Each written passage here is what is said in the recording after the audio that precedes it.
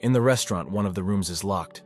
The sign on it says it's Shuyun's office. Not catching up with the intoxicated girl, manager Ju and Lucian returned to the site of their binge. After pouring himself and his business partner another glass, Lucian suggested that they finally get a bite to eat at least a little.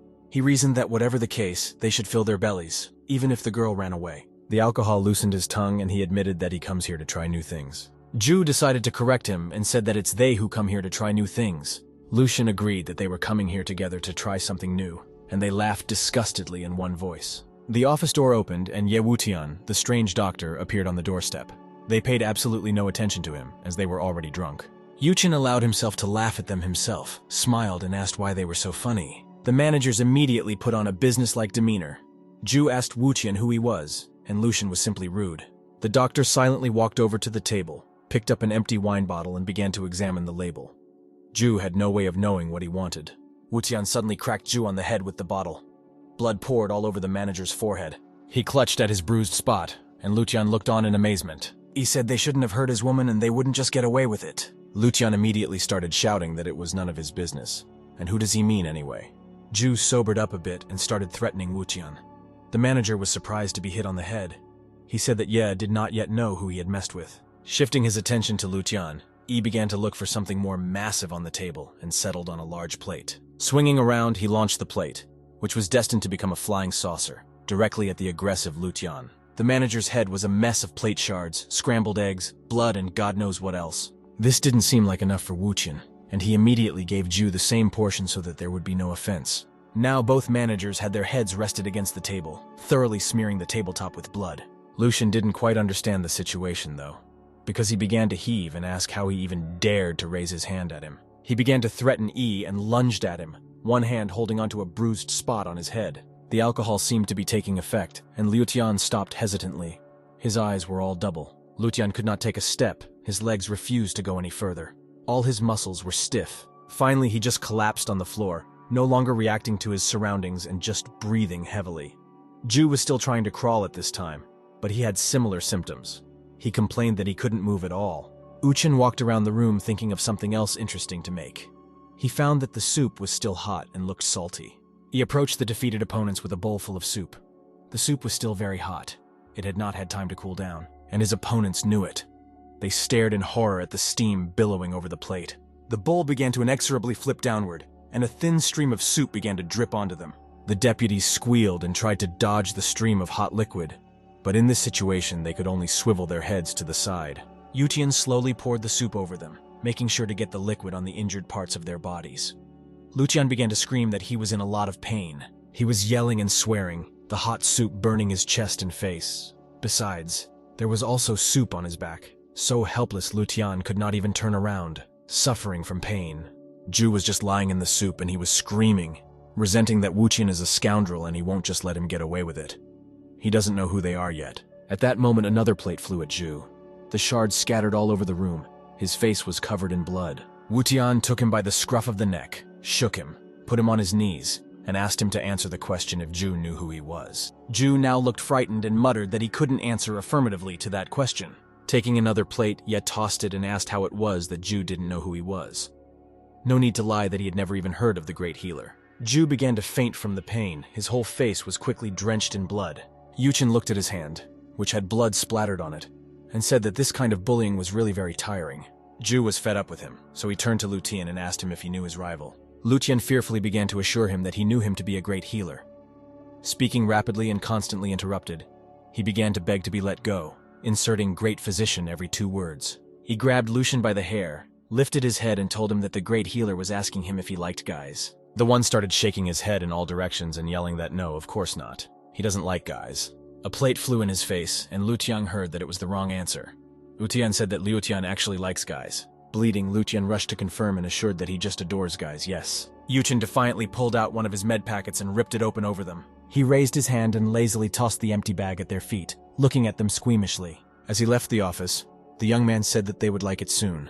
They would like it very much. The waiter was carrying the food ordered by the head of the department.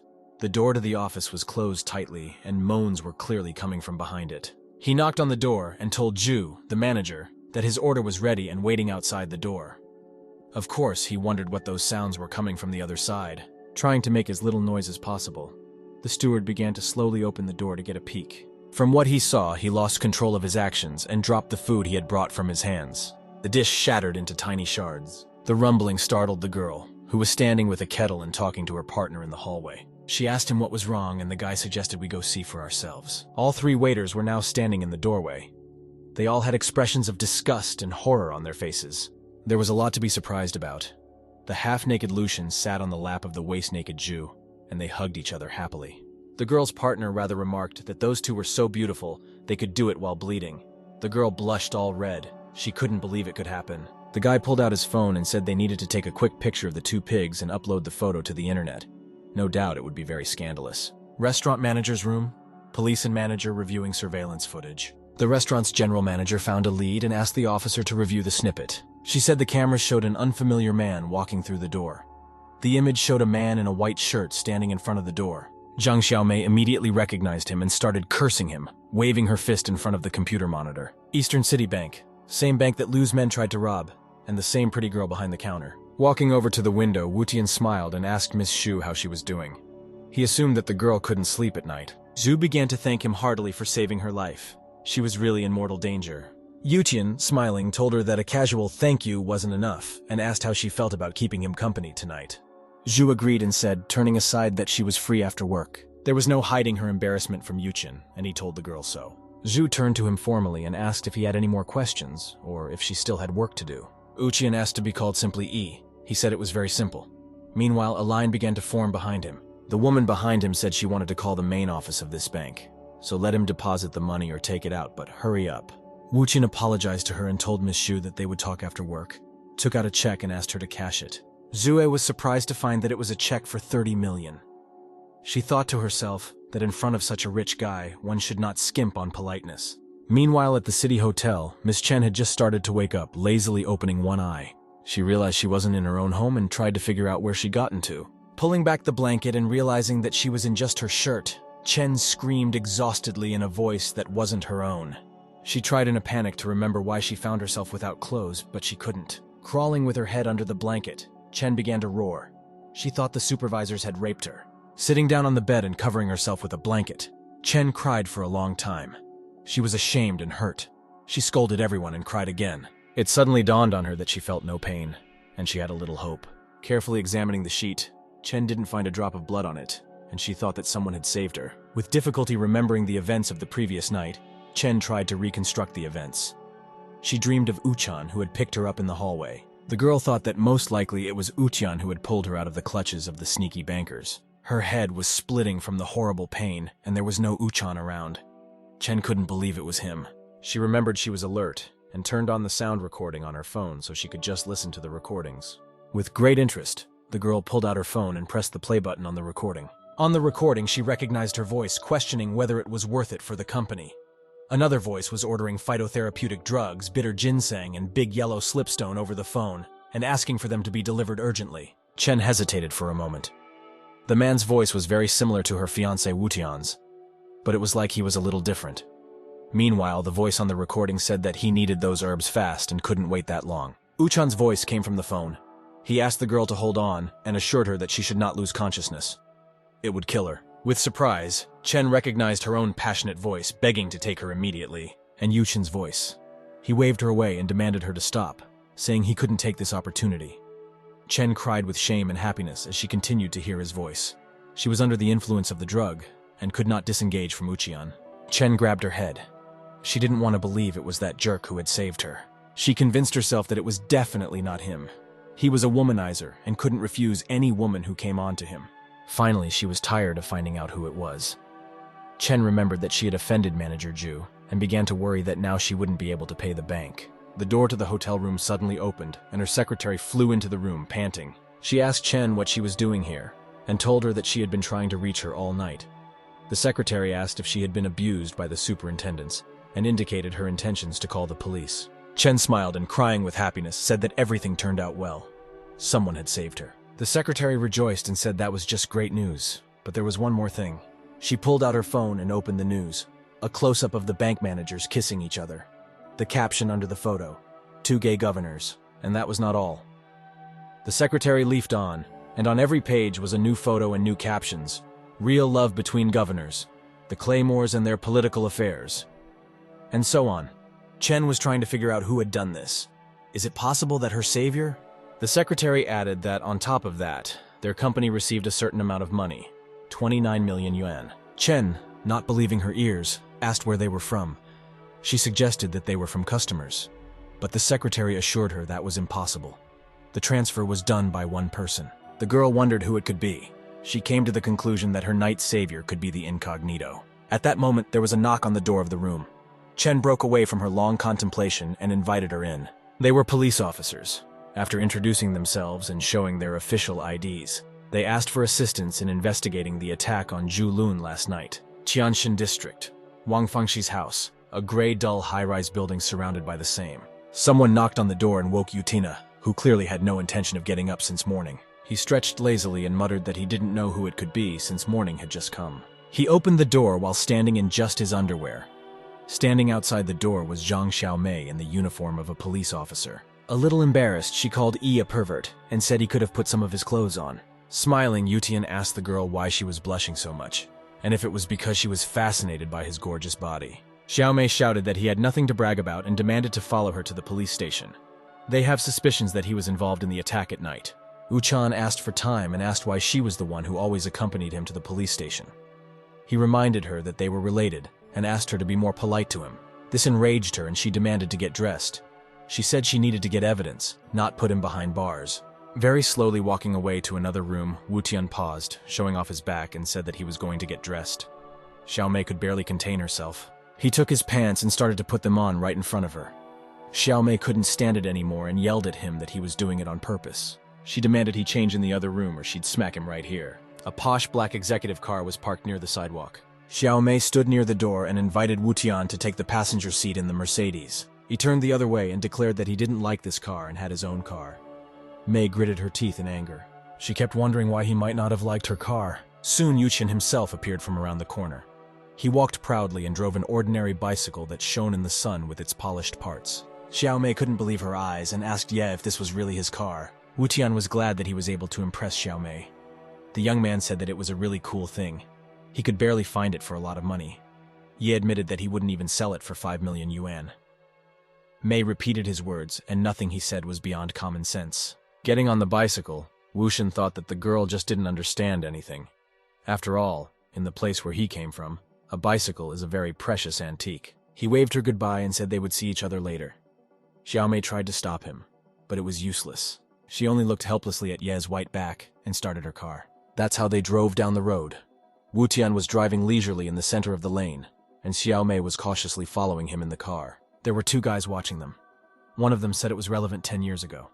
His companion called the bike a wreck and the driver crazy. The first guy noticed that the driver of the car apparently knows the cyclist. Xiaomei tried to drive as slowly and carefully as possible. She just gripped onto the steering wheel. She was uncomfortable. Finally, they arrived at the police station. It was a tall yellow brick building. Stopping, Yuqian got off his bike and pulled out a bicycle cable with a lock, securing it to the rear wheel of his means of transportation. Mei asked him how he could be afraid that his bicycle might be stolen outside the police station. Uchan replied that she couldn't even imagine the true value of the thing, and added that he didn't want to argue with her further. The girl was simply shocked by his beliefs. After escorting Wutian to the interrogation room, Xiaomei opened the door and invited him in. She warned him that there was a man in the room who may have also been involved in the night's incident. Ye walked into the room and saw Miss Chen. She recognized him immediately and was startled. The girl obviously didn't expect to see him here. Wutian was also surprised and called the girl by her name, Chen Kaixin. Uchan approached the girl. They stared at each other in silence for a long time, an ocean of thoughts swirling in their heads. Finally, Wushan broke the silence and asked Miss Chen how she was feeling. A note of tenderness could be heard in his voice. The girl smiled and looked at him happily, and then asked him what he himself thought about it.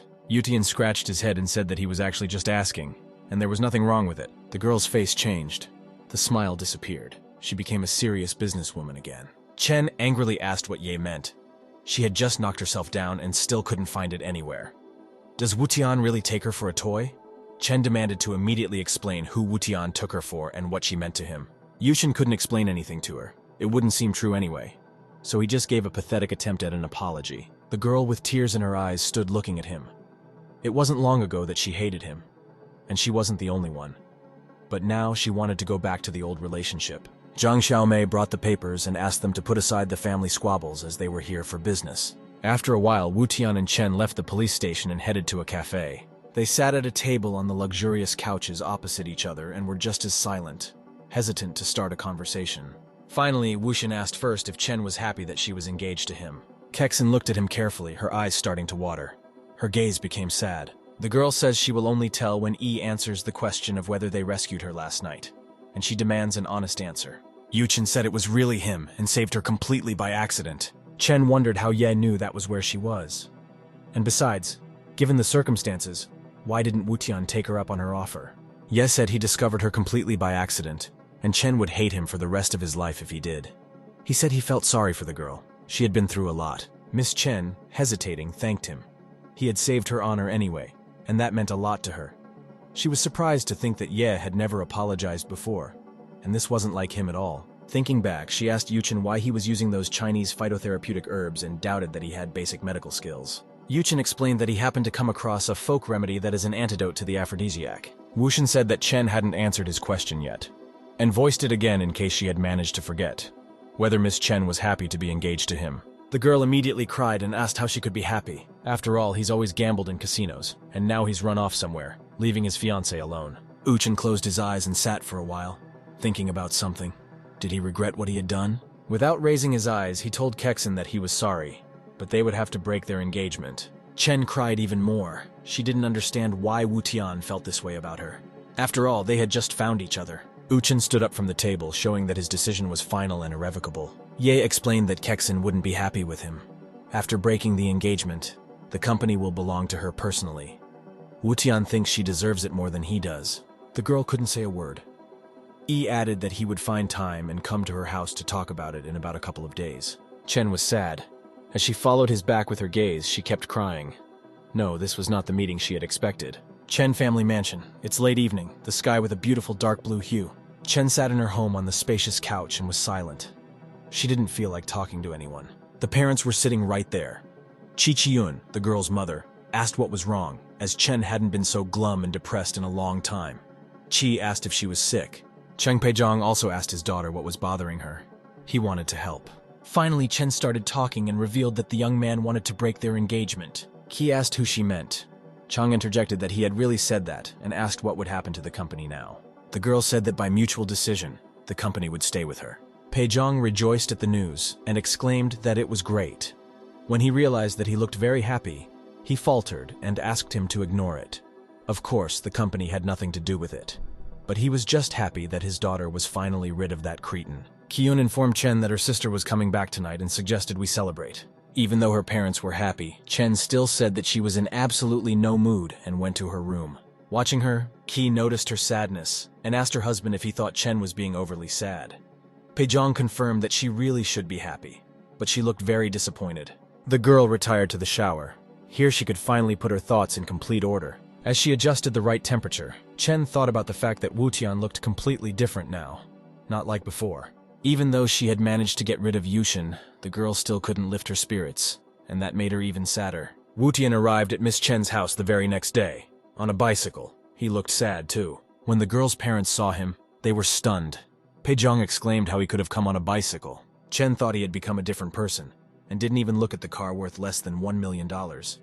She was amazed that Ye arrived on a bicycle. Wu Tian sat across from Chen's parents and decided not to sit around for long. Turning to Mr. and Mrs. Chen, he offered to get right down to business. Ye explained that he had come to break off his engagement to Keishin. Wu Chen said he wasn't good enough for Kexin, and she has suffered a lot since their engagement. And now it's finally time to end this strange relationship. It's for the best. The girl's parents interjected. Yi had managed to evoke positive emotions in them. Peizhong remarked that he seemed to know his place and asked about his future plans. Chung asked if he was going to return to the Ye family. Wu Chen said dismissively that he would not do what he was told to do, much less intend to return. He has his own principles. Peizhong resented not being welcomed back into the family and asked why he was leaving Keishin's company then. Wu Tian replied that the girl deserved it much more. After all, she had put a lot of effort into the development of the company, while Ye had done nothing for the company or for Keishin. Turning to Miss Chen, the young man asked her to sign her documents. Immediately afterward, the company would be taken over by her. Kaishin asked for the papers to be left for her, saying she would read them at her leisure and then sign them. Seeing Chen's hesitation, Pei-jong immediately started to press her and persuade her that this is a big chance, and they still want to break the engagement. She won't lose anything, and Ye will never touch her again. The girl responded by saying that she knew perfectly well how to act, and asked Yi if he had transferred that huge sum of money for the company. Uchun had to admit that he was the one who had saved the company from collapse. Chen watched him sadly. She shouted at him and asked him for what reason he wanted to break the engagement and why to do so. Utheon asked to consider it as compensation or atonement. She exclaimed, "What redemption can we talk about if he just gave her 29 million without hesitation?" Pei-jong clearly wasn't prepared to hear such an amount, and he immediately felt sick. He clutched at his heart, tried to stay on his feet, but still slowly settled to the floor. Ki asked her to bring the pills as soon as possible, while she herself was trying to support her husband at this moment. Chen looked at her father excitedly. She was also very worried about him. On the table in a special case were 4 kinds of pills, each in its own box. There was a glass of water next to it. Pei-jong was put on the bed and covered with a blanket. Ki reproached him for being so overexcited and asked him what was the reason. Pei-jong exclaimed that it was 29 million, as much as 29 million, and grabbed his heart again. He had another seizure, and Chen said in a firm voice that did not tolerate objections that they would take him to the hospital. Yuchen asked them not to worry, assured them he could handle himself, and rolled up his sleeves. The girl's parents looked at him dumbfounded. They didn't know how Yi could help them. Clasping 3 fingers into a fist, Yi left only his middle and index fingers. Making intricate movements with those fingers, and as if striking Pei-jong from afar, Wutian began to rapidly recite something between incantations and gibberish. Huajai, Yutang, Zigong, Zhongwen. His fingers made lightning-fast movements that no one could follow. Pei-jong closed his eyes in pain. Mother and daughter were very anxious and clung to each other's hands. Uchi began to make pinpoint jabs, going from the caddy lower down to the ribcage. Finally, a satisfied Pei-jong said he felt great. A stunned Chen S caught herself thinking that Ye knew how to give a massage and she didn't even know it. Wutian nonchalantly listed the symptoms: lumbago, coldness in the extremities, drowsiness, and weakness. He said that Pei-jong needed careful care and began to write a prescription: 10 grams of ginseng, atractylodes, ginger root, licorice or bear licorice. Giving the recipe to Kexen, Yi asked her to boil 1,500 milliliters of water to a volume of 500 milliliters. He said that this remedy should be taken 3 times a day for a week. Both mother and daughter were utterly amazed at the talents of the man they had just recently called a jerk, and now looked at him with grateful eyes. Yuchen, on the other hand, asked them what the big deal was and asked them to look at the prescription, not at him. Ki asked him in surprise when it was that he had time to become a doctor. Yi replied that he just picked up a medical book and learned it by himself. The young man apologized and said he had to go. Pei-jong thought about the fact that perhaps all this time Ye had just been playing dumb. The girl's parents were left to stare astonished at the back of their failed son-in-law. Kaisen picked up the company documents from the table and twirled them in her hands. She wondered what would happen next if she left things the way they were. She thought it was a nice try on Yi's part, but she still wouldn't sign the papers and threw them on the table. Wang Fangxi's house, a dull gray high-rise building that didn't stand out from the others. Wu Tian plugged the phone charger into the outlet and sat down to study the documents. He was surprised to find that the Ye family was well known in Dongcheng. Yi analyzed the data. It turned out that the original owner of his body looked like a popular playboy, but he was bullied and looked down upon by his family. Yu Tian decided he just had to get justice for exploiting his body. He was sure that even if he did nothing, someone from Yi's family could still make a claim. After all, it was a matter of inheritance. Wu Qin lay back and pondered that now the company had disappeared along with the bride. But coping with Yi's family without money was just a waste of time. Making money is the main problem at the moment. Chen Kaishin Company, a large high-rise glazed building with phantasmagorical curves. That's where Mr. Yuchen was headed, having picked up some fancy dressy clothes and fancy shoes. He walked leisurely, hands in his pockets. Over his shirt was a green jacket with yellow lining, his favorite. Upon seeing him, the staff immediately started discussing his appearance. One waiter said that Mr. E was back, which was cool. The other guy remarked that he hadn't seen Mr. E for a long time either. One girl asked why Wu Tian was not having fun at the casino, but had come to the headquarters. Paying no attention to anyone, Yuchen walked down the hallway until he reached the door he needed. In the office were Miss Chen and her secretary. Both of them were surprised by the appearance of the young man. Without saying hello, Ye asked if Kexen had signed the documents and said that he had come to get them. Immediately, he held out his hand for them. Kexen intercepted his hand and squeezed his fingers. He didn't understand why she did that. The girl admitted that she didn't have those papers right now and continued to hold his hand. Chen said she had to meet an important client and invited him to follow her. Yuchin couldn't understand what had gotten into her head. She never explained anything. Kaishin was literally pulling him along and didn't want to hear any excuses. Wuqian thought for a moment that she had lost her mind and didn't want to accept the company. The secretary was also quite surprised. She knew very well that her general manager simply hated this loser, so why introduce him to important clients? The three of them arrived at the hotel, a high-rise glassed-in building with bizarre asymmetrical shapes. Kaishin and the secretary walked ahead, Wuqian trailing the procession, wondering why they had come here. Engrossed in his thoughts, he glanced at the exquisite figure of his former fiancée. He only now realized how good-looking Kexin was. When it was too late, Yudian stared at her luscious buttocks and long legs and realized he had rushed in. Closing his eyes, he followed the girls and regretted breaking the engagement. Kexin caught his gaze and asked him to stop staring at her and explained that he should help her today since he knew how to drink a lot and not get drunk. She reminded him that Ye used to drink wine and pick up girls with his friends. Walking in the door, Chen happily told Jun that here they were. There were three men sitting around a round table. In the center sat Zhong Jian, the CEO of an international group in China.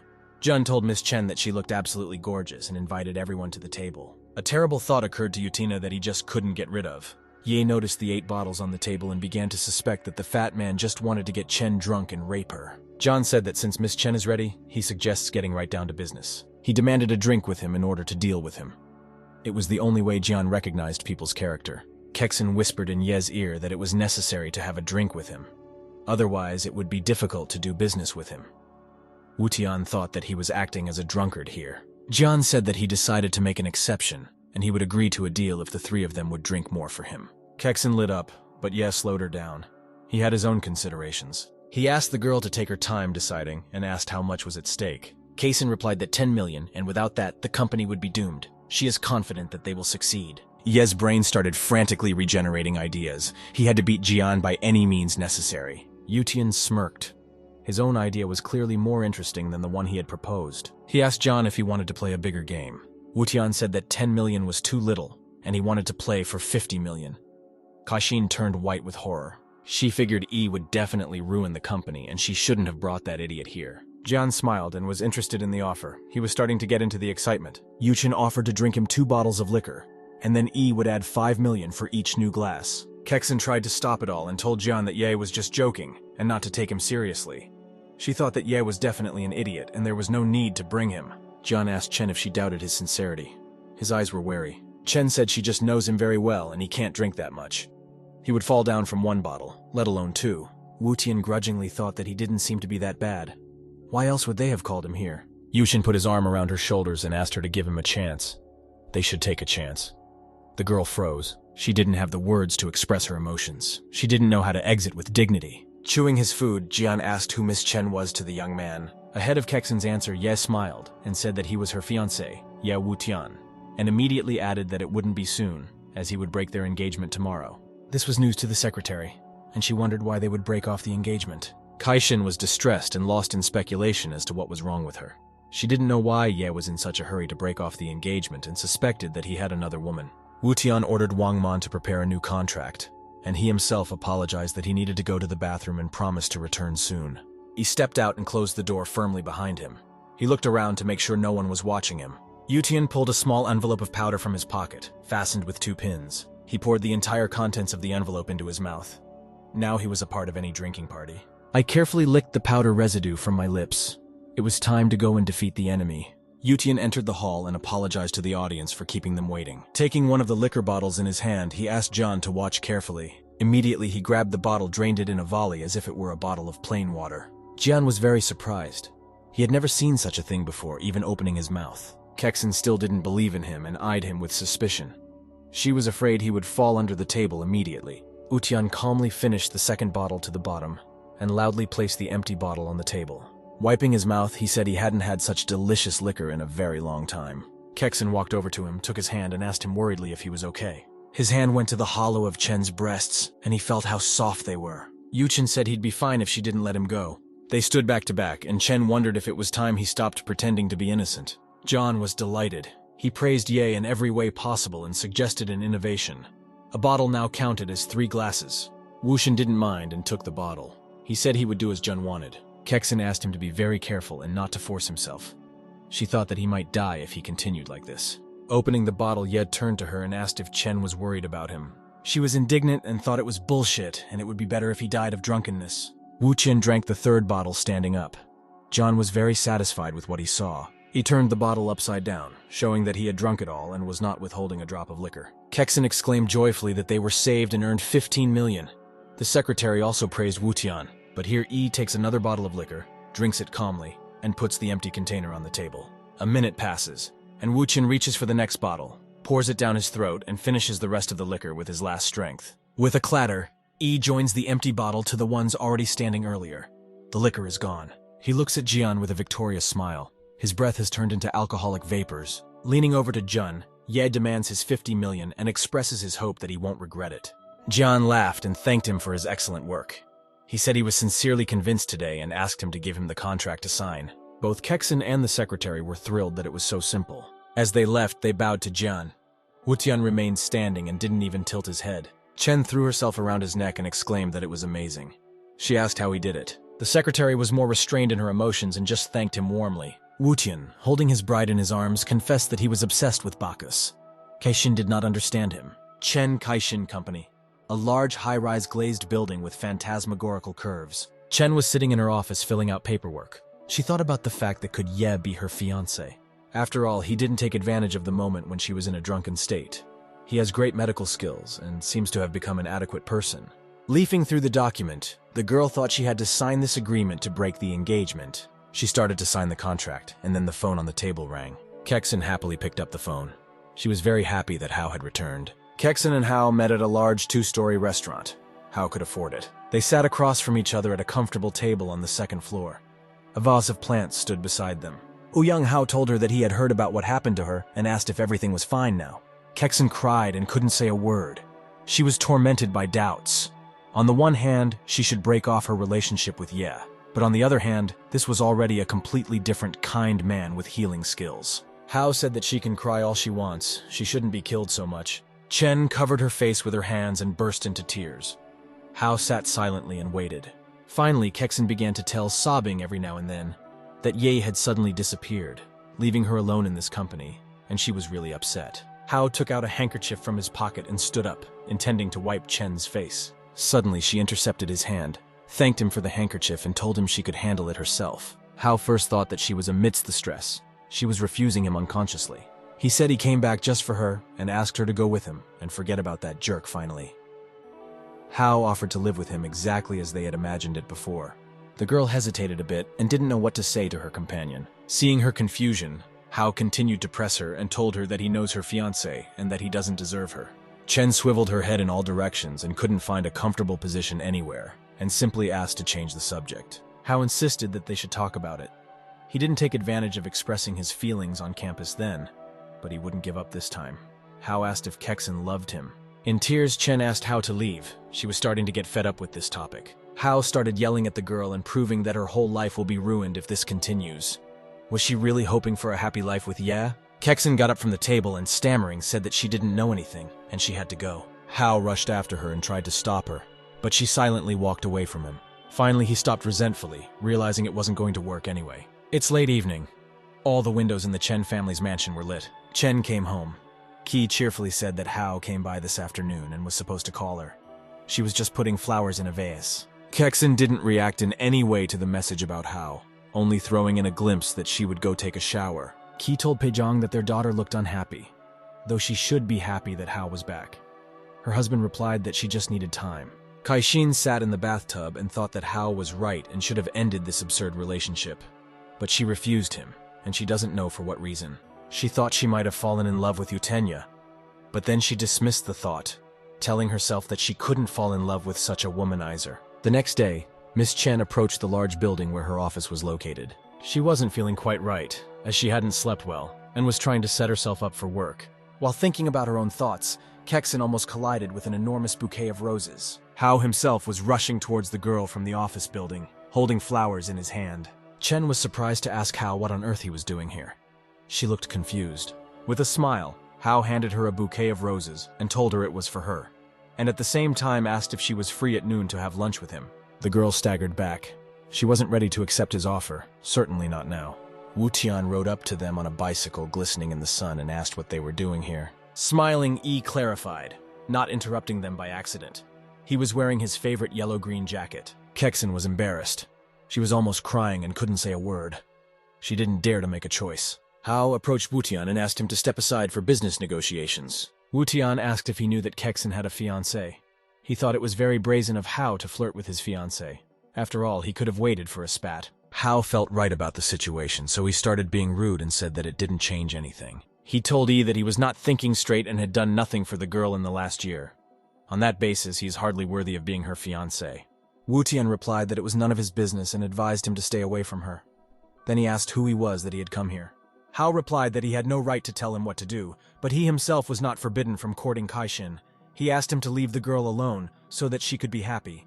Leaning his face closer to Howe's head, Ye confidingly informed him that it was the girl's choice, in case he wasn't aware. He added that Howe wasn't that good since the girl still hadn't agreed to be with him. This infuriated Howe, and he warned Ye that he forbade touching the girl or he might regret it greatly. Rolling up his sleeves, Ye shrieked that he didn't know who he was messing with and offered to punch him if Howe had any courage. Kexin couldn't watch the growing conflict any longer and screamed, demanding that it stop immediately. Wutian slowly turned to her, looking at her face for several seconds with a studying gaze. Suddenly, he unclenched his fists and said she was mistaken to think he was really willing to fight for her. Quickly turning around, he walked out of the building, causing the stunned girl and Howe to stare at his back. He walked away with his hands shoved carelessly in his pockets, showing that he didn't care about what was going on. Miss Chen looked after him and wondered why Wuchen looked so disappointed and why she herself was having such a hard time going through all of this. Howe just hummed and asked the girl again if she could have lunch with him today at noon. Kexin apologized and said she'd be busy, most likely. Chen then said she had some things piling up and asked him to leave the building. When she went into her office, she was surprised to see Utenya there. He was sitting in her seat. Pretending to fill out some paperwork, he motioned for her to enter as a regular visitor. Chen was very surprised by the young man's behavior and asked if he was drunk by any chance. Ye replied that she was right. He'd had a few drinks, but he wouldn't want to have a conversation on the subject. Kexin said that she meant something completely different. Wuchen said it was none of his business at all, and he just wanted to know when she would sign the agreement. He added that today is his last visit to the office and he will not set foot here again. Kexin looked at him with sadness in her eyes, and thought about how E didn't need to do this if he just wanted to hide from her. In Kexin's office, Wuchen stood up, stretched, and said that the work was finally finished and could go home. Chen was already ready and stood with her purse in the office doorway. Howe wasn't going anywhere. He waited for them near the exit of the building with his hands in his pants pockets. As he passed by, Wutian threw carelessly in Howe's direction that this guy annoyed him a lot, and he didn't understand what Howe was keeping here. Out of the corner of his eye, he saw a red sports car rapidly approaching. The Ferrari braked sharply at the sidewalk, making a circle on the spot. The smell of burnt rubber spread quickly through the air. Wutian looked at the car driver in surprise, not understanding what he wanted here. The driver got out of the sports car and cheerfully said it was the scum of Yi's family, and remembered that they hadn't seen each other in a while. Howe bowed to the driver and said that he was happy to see Mr. Ye and welcomed him. He replied cheerfully that he had not expected to see Mr. Ouyang here. After pointing his finger at Kexin, Mr. Ye asked Howe if he had come for her. Miss Chen held Ye's hand and was just outraged that things were being decided for her just like that. Duckling let go of her hands, hummed, and turned around, intending to leave. The girl immediately rushed after him and grabbed Ye by the sleeve, trying to stop him. Ye turned around. Kexin asked why he was going to just pick up and leave. Wutian said he had no business being here anyway, unless she wanted him to be the third extra. The driver of the car approached him and asked him to wait, calling him a loser. He said that Wutian sees the future heir of the Yi family in front of him, and wanted to know what Wutian thought about it. Wutian asked if he was really the future heir of the family and said that he didn't care at all. He added that they were wrong to think that the Ye family was so powerful, and he was very worried about leaving. So he asked Yi to tell them that Yi's family would soon be taken over, and it will be in Wutian's hands, and will be completely under his control. Kexin watched Wutian's behavior and was surprised. After all, he used to hide every time he saw people from the family, but now he was talking to Ye Guang in such a tone. Howe also found Wutian's actions unusual, and he decided to find out what was going on. Guan started yelling that Ye is crazy, and the family will never go under his control. Wutian mumbled that Guan had made a good point, but they would soon realize on their own that they were the ones who had been thrown out of the Yi family by the losers. Guan clenched his teeth in anger and said that he would look forward to that moment to see his desperate look. Wutian said that he would take back everything that the topic rightfully belongs to, and added that the Yi family belongs to him. Kexin thought admiringly that he was nothing like that Ye Wutian, and he was really so cool. Guan hummed and threatened Ye that he would answer for his words someday. He decided to return to the original purpose of the visit, and thought it was very important for him to make a good relationship with Howe, and this loser wasn't going to run anywhere. Ouyang continued to press on Kexin and forced her to make her choice here and now. Chen said she forgot to do something, so she had to go back to work. A disgruntled Howe tried to detain the girl and shouted after her, but Guang told him that he knew some things about Wu Tian. He said that he had heard about Ye's impending breakup of his engagement to Kaixin, and that he had given her his company. Guang friendly offered to arrange a date with Kaixin. Howe should only tell him. Ouyang was immediately interested in the offer and accepted it, asking for more details. Kexin stood in her office and watched the scene through the large office window. She asked aloud, as if she were talking to Yutina, about his life's journey and what he had experienced during that year. Remembering the way he had proudly walked away from her in the distance, Chen thought of Ye going to break off the engagement. As if understanding her thoughts, the secretary tried to reason with her boss and asked her to just get over it. She said that Ye Wutian was no match for Chen at all, and Ouyang Hao was much better. Even though Ye had changed a lot, he was still a womanizer. The secretary said he could have done it just on a whim and she'd better make a decision before he changes his mind. Kexin didn't know what to do anymore. She was very confused lately. Chen went to the window again, looked thoughtfully into the distance, and said she needed to think. Duck, meanwhile, was approaching his two-wheeled means of transportation. Taking the bike for a spin, he ordered the previous owner of the body to calm down and said that he would bring back Yi's family for him. However, he added that his fiancée seems to be involved with another man, and Yi is not sure if he can keep her. Getting on his bike, Wutian told himself it was time to become a miracle doctor, and rode off into the distance. Soon a great many people were gathered in one place. Some came with interest, some out of curiosity. There were some who asked him to stop. On the cross hung a white cloth with a large print inscription. The banner offered a variety of services to those who wanted them. You could kill the enemy. You could be cured and become perfectly healthy. You could be cured of impotence. You could give birth to a girl or a boy.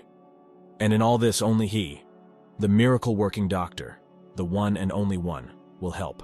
At a small table, with only a notepad and pen on it, sat Wu Tian, wearing dark glasses nonchalantly. He attracted a lot of attention, and soon there was a long line to his makeshift office. With his glasses down on his nose, he gazed into the eyes of potential clients, arousing even more interest. The table was immediately overrun with visitors, asking what hospital he represented and whether he was licensed. Uthian replied that he does not belong to any hospital as his services are too expensive for any hospital. People started shouting from the crowd that he had escaped from a mental institution altogether, and no one would believe him anyway. He said that freedom is always for volunteers, and people who trust him treat him as a priceless treasure and nothing less. A small minibus was driving slowly down the street. Those sitting in it noticed a large crowd of people. The girl was interested in the noise and asked to stop the van and said she had to check it out. Pushing through the crowd, journalist Wang walked towards the future sensation. Immediately, she recognized the wonderful doctor even with dark glasses and was surprised. She laughed and asked Yuqian what he was doing here, the fool that he was. He replied that it was fine and he could safely call it a panacea or something, and asked her to mind her own business. Wang said no one would approach him if he kept this up and offered to help. A journalist interviewed him and he was quickly launched on television. Utyan stood in the frame and was asked if clients would come to him. Smiling, he said that soon everyone would know about his miraculous powers. The journalist asked if Utian considers himself a special person. He replied simply, and said that while others laugh at his insanity, he laughs at their short-sightedness. Kexin watched the broadcast in her office and choked on her water with laughter. She started laughing loudly and called her secretary to laugh at Utina. The secretary asked if Kexin was angry, because Ye is her ex-fiancé and he should be ashamed. Kexin replied that it looked interesting, and she wanted to see how it would all end. The secretary shrugged and left, thinking that Kexin and Wuqian had changed a lot, and Chen would have gone crazy if this had happened sooner. The large four-story mountain villa of the Yi family was also watching the video broadcast. Wuqian stood right in the frame and revealed that he wears dark glasses to get a better view of the beauties. He noted that girls usually wore dark silk stockings under his dark sunglasses. Guan urged his father to look at Ye and see what a moron he really was. The Ye Hengchai family's eldest son asked his younger brother with a smile if his son was now on the screen. Wuqian's father thought that Ye hadn't contacted him since he returned to Dongcheng, and couldn't understand what he was doing now. The patriarch of the Yi family smashed his 5 fingers on the table with a swing, unable to contain his emotions. He started cursing and cursing Wuqian, what a lousy sheep he was. The patriarch told Hendon that he was aware of his secret funding and asked him to stop supporting Yushin from now on, as it had gone too far. Hendon tried to persuade the patriarch and pleaded that it was his son. Guan added fuel to the fire and told his grandfather that he had seen Wuqian yesterday, and the latter had promised to throw everyone out on the street. The patriarch flushed with indignation that Yi had dared to say such a thing and asked Hendon to stop supporting him or he would regret it himself. Turning to Hendong, Guang said that he would be left without a daughter-in-law, apparently, and explained that Ye Wutian had proposed breaking off his engagement to Chen Kaixin. Hendon couldn't stand it himself after that. He had spent too much effort to choose the perfect wife for his son, and he simply breaks off the engagement. His wife Weirong gently took his hand and asked him to calm down. Hendong's youngest daughter, Ye Feqiao, gently hugged his other hand and said that her brother must have some reason for doing so. She asked him not to be angry with him. Guang revealed that he also saw Ouyang Howe, who likes Chen Kaixin, and this is their chance to get along with the Ouyang family. The patriarch angrily replied that Ye was the most influential family in Dongcheng, and you can't compare their family and the Ouyang family. He said that Guan could do Howe a favor if necessary. Ye Dongshuan, Wutian's aunt, told the patriarch that Chen Kaixin now owned the company and cleaned up the mess left by Wutian, and she knew how to deal with such a businessman. Hendon couldn't take it anymore and demanded that everyone calm down. He reminded them that she was his daughter-in-law and demanded that they stay away from her. The patriarch of the family slapped his hand loudly on the table again. He was finally fed up with this. Sitting down on the couch, he asked Fendon what he wanted, and told him that Wutian would not return to this house as long as he himself was alive. Wutian stood at his desk, inviting everyone to use the services of the miracle doctor. The journalist was sitting next to him. She reminded him that it was noon and no one had approached him yet, and asked if he was sure of what he was doing. Wutian replied that it's always difficult at first and sooner or later someone will come up anyway. A man approached him, pushing through the crowd.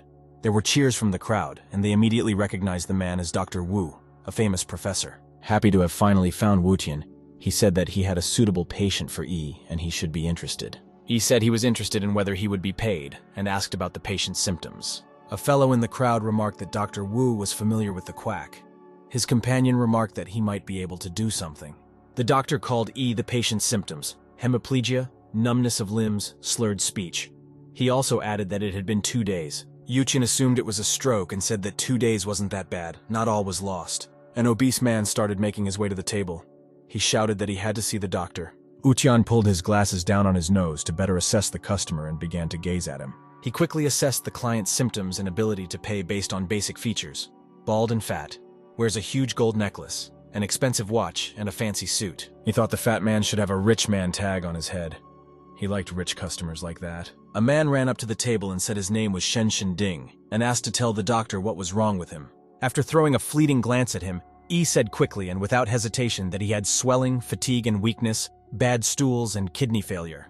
Tink rejoiced, recognized that he was indeed a miracle doctor, and asked for help, shaking his hand with his own too. Wujin said it's no problem, but we should discuss the cost of treatment, as his services are not cheap. Holding out the promissory note, Ding cheerfully said that he only needed to help, and the 100,000 yuan check would become Ye's property. Wuqian showed a look of surprise on his face, and said that 100,000 yuan was too little.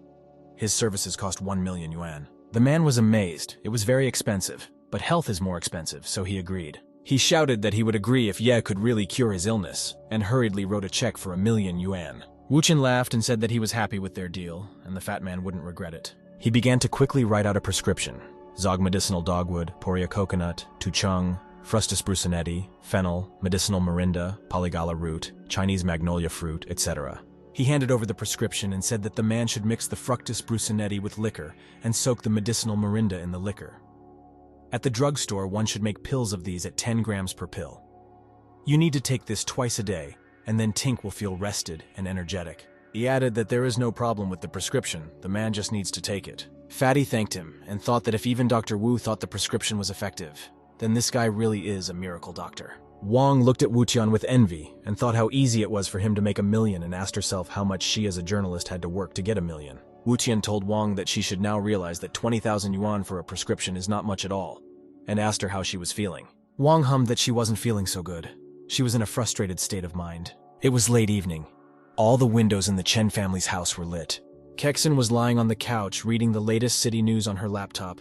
A cell phone was lying next to her. The news posted a large photo of Ye and wrote that the first patient was treated at a cost of 1 million yuan. No one knew whether he was a quack or really a miracle doctor. Keishin smiled and decided that Wuqian was indeed an unusual young man. He was becoming interesting to watch. The phone rang and vibrated. The display showed Howe's name. Chen didn't want to talk to him, so she waited for him to disconnect the call himself. But the phone wouldn't stop ringing, so Kexin shoved it under her pillow. Even from there, it buzzed annoyingly. Ouyang sat in the car and called Chen's phone while watching her windows. He knew the girl was home. Finally, Howe got tired of the girl ignoring him, opened the car door and got out. The look was very sad. He couldn't understand why Chen was ignoring him. Howe looked at the window the girl was hiding behind and exclaimed that she wouldn't be able to hide from him forever. Ki went up to the second floor and knocked gently on her daughter's door. When she opened the door, she cheerfully said that Howe had come and asked her to come out and say hello to him. It was news to Kexin that Oh-young was already here, and she flashed downstairs.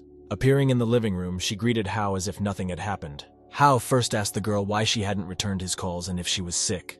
Chen assured him that everything was fine and not to worry, she was just a little tired. Chi said she was working too hard and suggested that Howe go to the movies or something with her, just as long as they didn't stay home.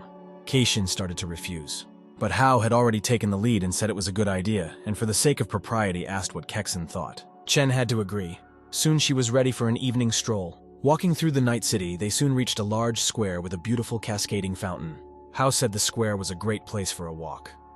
But Chen looked as glum as before, and Oh-young wondered if Wu Tian was the reason for her sadness. Chen began to deny in every possible way that she had nothing to do with Wu Tian, and that it was a bad joke in general. From behind them came the ringing voice of a little girl, asking her uncle to hurry up. Behind them, Ye Wu Tian was riding a bicycle. He held the handlebars with one hand and held the little girl close to him with the other hand, holding her higher. The little girl was having a good time, and she was laughing and asking him to go faster.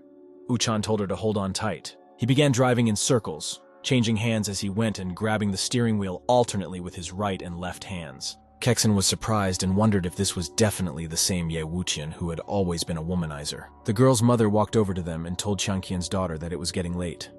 They have to go home, so it's time to say goodbye to her uncle. Oh-young also recognized Wu Tian and asked Kexin what he could be doing here. Chen tugged his arm. She wanted to leave quickly, but it was too late. The lantern illuminated their faces and Wu Tian recognized them too. He immediately approached Chen Kaixin and asked what she was doing here. The girl turned away. She was excited and didn't want to blame or make excuses right now. Howe angrily asked him what was wrong and didn't he see that they were on a date. Ye turned around and left, but told Kexin lastly that he didn't mind if she met someone else, but she should remember that she was still his fiancée. After that, he asked to do all this after the official signing of the agreement. Wu Tian added that he hopes to still get the signed breakup agreement in his hands tomorrow. Tears came to Keishin's eyes and she tried to justify herself to Wu Tian. She said that he had just misunderstood her and it wasn't what he thought. Kexin immediately returned home. She was angry at the whole world, especially since Howe meant absolutely nothing to her. Without even undressing, she tossed her bag onto the bed and immediately buried her nose into the pillow herself. She cried bitter tears and seemed to be having a conversation with Wu Tian, proving to him that he had misunderstood everything. Qi asked her husband if he knew why Chen returned so quickly. She looked very worried. Pei-jung replied that it was better for her to find out for herself. Kai yelled at him that after all, she was his daughter too and he could take some interest in her life. As she continued yelling, she said that she didn't understand why she didn't like Howe, because Wu Tian was much worse. Pei-jung asked Qi to keep her cool, because it's her daughter's decision, not hers. The next day, the alarm clock on her phone rang merrily in Chen's room, waking her up with the phrase, "Lazy piggy, time to get up." The girl sat up on the bed and realized that she had overslept again. The alarm clock kept blaring. Chen put her phone in her purse and yawned sweetly. She still had to wash her face and go to work. Opening her purse, she noticed it was missing and instantly woke up completely. She felt uneasy. She quickly shoveled through the contents of her purse, but she couldn't find what she was looking for. It was strange, because just yesterday the separation agreement had been in her purse, and now it wasn't. Keishin was angry and crying and sad. She just couldn't understand where it had disappeared to. Chen Kaixin Company, a large high-rise glazed building with phantasmagorical curves. Chen rushed to the office and searched through all the nightstands and filing cabinets, but she couldn't find him anywhere, not even in the office. A cheerful secretary came running into the office and said she had good news. She handed Kexin a business card and informed her that someone was looking for her to cooperate. With just a glimpse of the business card, Chen was stunned. It belonged to Ye Dongxuan. After making herself comfortable, Ye Dongxuan III, Wu Tian's aunt, expressed her confidence that Chen was not surprised by her visit. Kexin assured her that everything was fine and said that she was welcome in the company. Dongxuan mumbled that she was a straightforward person and didn't like to beat around the bush. She was willing to cooperate with the girl on one small condition. Holding out the document to Chen, she asked for a break in her engagement to Ye Wutian. Dongxuan looked straight in front of her, studying the girl's reaction. Kexin nervously stood up from the table, intending to speak her mind. Dongxuan calmly asked her not to worry and look at the contract first. After a quick read of the terms of the engagement breakup, Chen stumbled over the numbers. She couldn't believe her eyes. She was being offered 300 million, a huge sum of money. And that was just for one signature. Dongxuan said that they would soon break the engagement anyway, and she was well aware of that. She said that as an intelligent person, Kexin should clearly understand the pros and cons. Chen was in no hurry to sign. She said she wanted to know what Dongxuan was after, and until she knew, she wouldn't sign the contract. Dongxuan replied to her that she was surprised by Chen's concern for her fiancé. She had thought that the girl didn't care. Kexin said that it's her personal business, and she shouldn't talk about personal relationships. Chen asked if she was doing it because she wanted to hurt Wutian. Dongxuan replied that the girl has personality, but no weight in society. So she asks for a reply before lunch. She doesn't like to wait. Chen hesitated, holding the potential 300 million in her hand. She wondered why exactly Ye Dongxuan was coming to her after the agreement to break the engagement disappeared. She realized she had to rush home and find an agreement as quickly as possible. In the doorway, she faced her secretary. Behind her stood 2 men. The secretary asked if she was going home. The secretary said that Chen was being sought by 2 lawyers. The men approached Kexin. They said hello and said they were acting on behalf of Ye Wutian and were conducting a company handover. One of them held out a business card with the Tianjin Trading logo on it. Kexin asked what kind of transmission they were referring to. She didn't understand anything. The lawyer explained that since she had signed an agreement to break her engagement with his client Yutian, the company should be rewritten in her name. Chen screamed that she hadn't signed any agreement and it was a mistake. The second lawyer handed the first lawyer the documents, and the latter handed them to Kexin. He said it was an agreement that she had personally signed. She quickly snatched the document from the lawyer's hands and wondered where they could have gotten this agreement. Looking at the end of the document, she saw her signature, but Kexin knew for sure that she hadn't signed it, and she couldn't figure out where they'd gotten the agreement. Kexin started yelling that it's impossible and she didn't sign anything at all, so the document is fake. The lawyer politely told her that if Chen doubted the authenticity of the report, she could apply for a handwriting expert. Kexin scowled and ran out of the office, nearly knocking the lawyers to the ground. Chen had tears in her eyes. She couldn't believe it. After all, it was impossible. The document was nowhere to be found. When Kexin ran out of the building, it was raining heavily outside. But Chen didn't care. She ran down the sidewalk and called out to Yutian, urging him to come back and explain the situation. The enraged Chen never tired of screaming. She ran on her heels and called out to her fiancé. Her screams were being confused into sobs and cries, and Chen was just asking him to show up and explain everything. While running, Kexin didn't look down and got caught on a rock sticking straight up in the sidewalk. Chen couldn't keep her balance, started to fall and hit her face on the ground painfully. Kexin didn't care about anything now. She sat in her office clothes in the pouring rain, her hands resting on the sidewalk. Crying, the girl asked herself the same question. How could this have happened? She knew for sure that she hadn't signed anything. She hadn't signed, that's all. It was in this position that Howe found Chen. He ran to her rescue with an open umbrella and asked what had happened. Wutian stood on the other side of the street and watched Howe drop to one knee to help Kaixin to her feet. He told himself that this was the end, and she was no longer his fiancée as of today. Continuing his monologue, he added that this relationship might not have happened and apologized. Suddenly someone stopped him, putting his hands out in the middle of the sidewalk. Wutian slowed down. The secretary asked him why he was doing that and why he was treating the principal that way. He asked why she cared, since everyone around her wanted a rift, including her. The secretary started yelling at him that she was on the principal's side and that Wutian made her look sad all the time. She added that Kexin didn't sign the document and she was curious about what happened. Wutian asked in surprise about the signature and said he was sent the contract this morning. The agreement had Chen Kaixin's signature on it, so Yes signed it as well, that's all. He hummed and said he was leaving anyway, much to everyone else's delight. The secretary laughed after him and said that she now had a tape recorder and would solve any misunderstandings. Wutian arrived on the grounds of the private clinic with Dr. W. There were armed men standing near the facade and guarding the entrance. There were also fighters with machine guns everywhere in the building, and Ye reminded the doctor that he had promised to pay him after he arrived at the place. Wutian admitted that the place was a little scary for him. The doctor was silent, and he wondered who his patient was.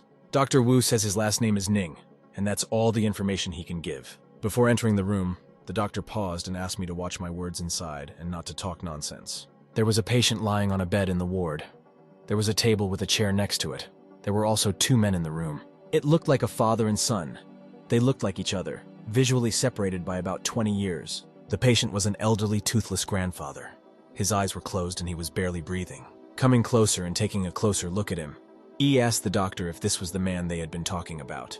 W replied in the affirmative. Wutian looked thoughtfully and listed the symptoms: numb limbs, crooked eyes, powerlessness, purple horrible tongue. It was very serious, he said. The older man looked at him respectfully and thought he must be a very capable doctor. Grabbing Ye by the shoulder, he asked how much Wutian could be trusted. Wutian said that if he uses his medicine and special massage technique, he can be 70% sure. Getting to his favorite point about relating to clients, Ye said medical expenses will run into a penny. Dr. Wu turned pale after all he had warned Yi. He mentally advised Wutian to shut up. Had he forgotten about the armed men outside? But it all worked out. The guy handed Yu Tenyu a check for 5 million and the man said he would get a little more later. Wutian almost snatched the check out of the young man's hands and asked him to prepare a pen and papers, noting that he liked to talk to people who understood. At the table, Yi was quickly scribbling down a recipe. White snake flour, black snake, narcissus, turtle meal, white cardamom, dead silkworm, black aconite, dissected crocodile brain, Chinese clematis root, ephedra, cardamom, Chinese celery root. Finished with the prescription, he handed it to the man and asked him to bring clean towels. After 2 hours, he would wet the towels in a bowl of special solution. Wutian was applying lotions to the patient and thought that this disease required special treatment, and it was very likely that there would be complications. After finishing the towel treatment, Wutian was satisfied with the result and began the massage. When Ye finished all the necessary preparations, it was already midnight. The moon was shining brightly. Wutian started yawning and said he would appear here 3 times a day to make sure he knew the patient was taking everything on time. The man carefully wrote everything down in a notebook. He added that only in a month, perhaps 2, would his condition improve. The man continued to write down his every word in his notebook. Wutian and Dr. Wu walked through the city, strolling leisurely. The work was already behind them. The doctor praised Ye and said that Wutian's skills were much better than his own, and added that he was sorry to hear about the guy's fiancée. Wutian questioned the doctor if he meant the engagement, and said he didn't think the rumor would spread so quickly through the city. The doctor hinted that he has a granddaughter who is a stewardess, and she is a beauty. He asked Yi if he was interested. Wutian gasped with excitement. He didn't expect the doctor to have such a wonderful granddaughter. Wutian was already dreaming rosy dreams of a beautiful, long-legged and lush-breasted girl. Putting his arm around the doctor's shoulders, he said it sounded great. Dr. Wu promised that he would invite him to dinner when the time came. He would make all the arrangements. The doctor thought that Yi was too talented, and he just couldn't afford to lose him. Another night had fallen in the city. There was not a soul in the streets, only the wind rustling the signs of the buildings. He tossed and turned in bed for a long time and couldn't sleep. He even threw his pillow on the floor. At last, Wutian got what he wanted. 4 beautiful women appeared in his dream, and all of them wanted him. A sudden knock on the door interrupted the idyll, and the beauties disappeared in a flash. Wutian was even a little startled by the uninvited guests, but he didn't show it. He started yelling, why was there so much banging on the door, and who was up there at night? He could barely sleep as it was. Putting on his room slippers, Yi grudgingly started to open the front door, saying that he was dreaming about beautiful girls and shouldn't have been disturbed. A girl police officer stood outside the door. She looked silently at Yi, who came out in his underwear. She stood in front of the door and ordered him to dress immediately and follow her. He started to resent that it was actually his house, and if she's okay with it, he'll decide when he wants to get dressed. The officer repeated her request in a serious tone. She didn't like this naughty boy. Wutian said it was the first time he saw her at all and didn't understand why he would take her orders. Unexpectedly, he flew back into the apartment. His uninvited guest stood on the doorstep and demonstrated stretching. She said that no matter how humiliating it was for him, he couldn't afford to be lenient. Wutian sat under the wall and couldn't understand what was actually going on at all.